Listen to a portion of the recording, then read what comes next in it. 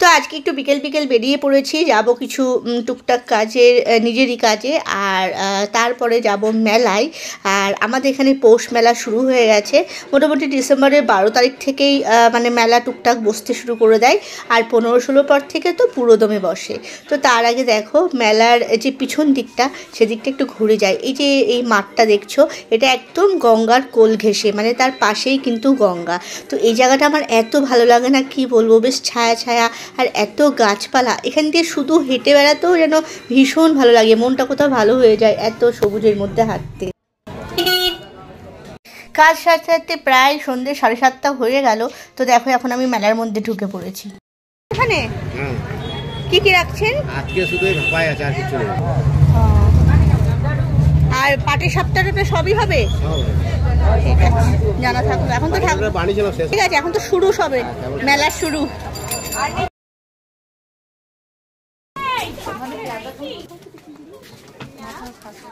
যাব আমার একটা পরিচিত দোকানে, সেখানে কিছু কেনাকাটার ব্যাপার রয়েছে। তো এই দোকানগুলো পার্মানেন্ট দোকান, মেলা ঘিরে হলেও, মেলা পারপাসে হলো, এগুলো 12 মাসে কিন্তু এখানেই বসে।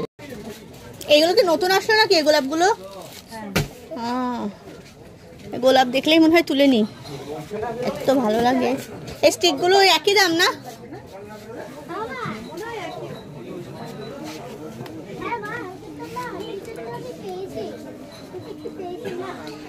এইগুলো কত দাম?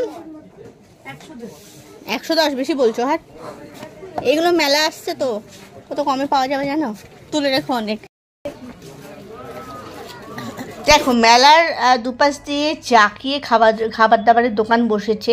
এখানে বসেছে ঢাকাই পরোটা, পার পিস দাম হচ্ছে 50 টাকা করে। যদিও এখানে ঢাকাই পরোটা 12 মাসই পাওয়া যায়, এরকম একটা দোকান আছে, কিন্তু এই দোকানগুলো না মেলা পারপাসেই বসেছে।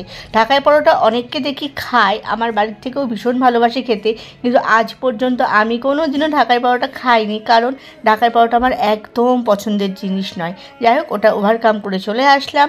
যেটা খাই না, যেটা পছন্দ করি না, তার দিকে অত তাকিয়ে থাকার কোনো দরকার নেই। তো চলে আসলাম যেগুলো আমার প্রয়োজন। এখন যেমন মাথার কিছু ওই ক্লিপ দরকার, তো দেখলাম ঢেলে এখানে ক্লিপের সাম্রাজ্য বসেছে আর কি। তো সেখান থেকে কিছু বেছে নিলাম, বেছে নিয়ে ওখান থেকে আবার হাঁটা শুরু করলাম। আর এখন দেখো, এটা আমার মন পছন্দ জায়গা।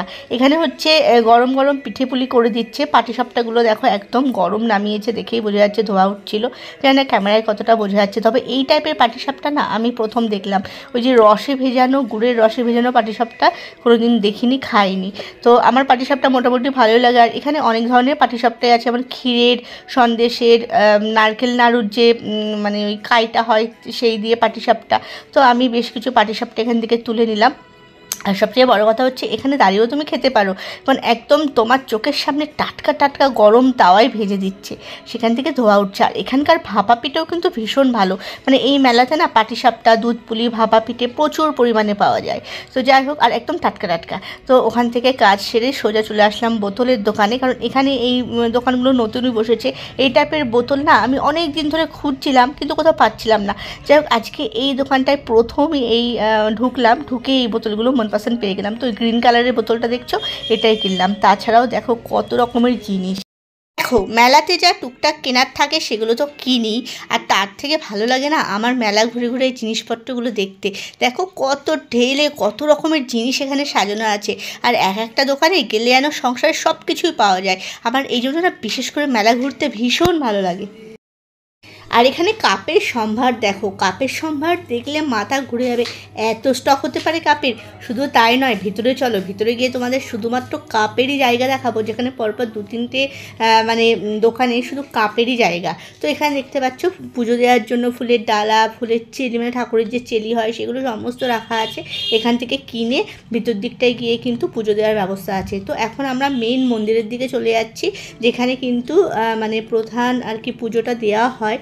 তো এই দেখো মন্দিরটা কত সুন্দর করে সাজিয়েছে, পুরো লাইটে লাইটে ছয়লাভ করে দিয়েছে।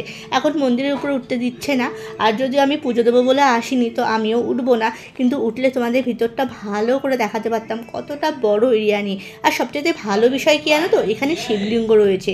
শিবলিঙ্গর কয়েকটা ছোটো ছোটো মন্দির করা আছে, যেমন শিবনিবাসে থাকে সেই রকমই, তবে অত পরিমাণে শিবলিঙ্গ নেই। হ্যাঁ, 4-5টা রয়েছে। তো ভীষণ ভালো লাগে। আর তোমাদের যে বলেছিলাম কাপের কিছু দোকান দেখাবো, দেখো এখানে কাপ ঢেলে সাজানো আছে। আর মজার বিষয়টা কী বলো তো, একটা মোটা গাছ আছে, সেই গাছটাকেও কিন্তু ছাড়েনি। পুরো গাছটাকে মেলা পারপাসে কাঁচের যে গ্লাসের যে কাপগুলো হয় বা চীনামাটির যে কাপগুলো হয় সেইগুলো দিয়েও কিন্তু গাছটাকে সাজিয়েছে, মানে গাছের কোনো অংশ বাদ দেয়নি। এটা দেখতে আরও বেশি ভালো লাগে। তো আমাদের এই মেলাটা কিন্তু বেশ বড় হয়, এবার আরেকটু বড় করে এসেছে। বেশি ভালো লাগছে না ভাবলেই, বা হাতে গঙ্গা আর গঙ্গার পাড় জুড়ে কিন্তু মেলাটা ভীষণ ভালো লাগে। যখন লঞ্চ আসে না, মিটমিট করে যে লাইট জ্বলে, লঞ্চের হুইসেল, তো সব মিলিয়ে মেলাটা একদম জমে ওঠে। এখন আমি চলে আসছি আমার সবচাইতে মোস্ট অ্যাট্রাকটিভ জায়গায়, সেটা হচ্ছে ফ্লাওয়ার্সের জায়গায়। না, রিয়েল ফ্লাওয়ার্স নয়, এখানে আর্টিফিশিয়াল ঘর সাজানোর জন্য যে ফ্লাওয়ার্সগুলো থাকে সেসবগুলো এখানে বিক্রি হয়। তবে জানো তো, মেলার মোটামুটি মিডিল দিকে না আরও অনেক ধরনের ফুলের স্টল বসবে, তখনই কিনবো। এখন শুধু দেখে গেলাম, আর একটা দুটো নিয়েছিলাম মন মতো, কারণ পরে যদি এগুলো আবার মানে আর স্টকে না থাকে সেই ভয়েও কাজ করছিল। তো এই জায়গাটা আমার এত ভালো লাগে। এর পরবর্তীকালে যে ময়ূরের যে পেখমের যে শীষগুলো হয় সেগুলো আসবে, তারপরে কাঠের মধ্যে শোলা দিয়ে ফুল বানানো, মানে বিভিন্ন হ্যান্ডক্রাফটের জিনিসগুলো বসবে। তখনও ঘর সাজানোর জিনিসগুলো মানে অনেক পরিমাণে আর কি পাওয়া যাবে। তো সেই জন্য এখন যেটুকু প্রয়োজন হলো সেটুকুই নিলাম, পরবর্তীকালে আবার কিনবো বলে বসে থাকলাম। সেগুলো মোটামুটি ওই মিডিল দিকে ঢুকে যায়। মেলা তো মোটামুটি 1 মাস কি 1.5 মাস মতো চলবে, তো তার মধ্যে ঢুকে যাবে আরও ফুলের স্টল। তো এত ভালো জায়গাটা ছেড়ে আমি আর নড়তে পারছিলাম না। এখানে অনেকটা সময় কাটালাম, টুকটাক কিনলাম। আর হ্যাঁ, তারপরে দেখো কার সাথে দেখা হলো। এনারা কিন্তু এনাদের তালেই ব্যস্ত। তারপরে গঙ্গার পাড় ধরে একটু ফুচকা খেয়ে সোজা বাড়ি চলে আসলাম।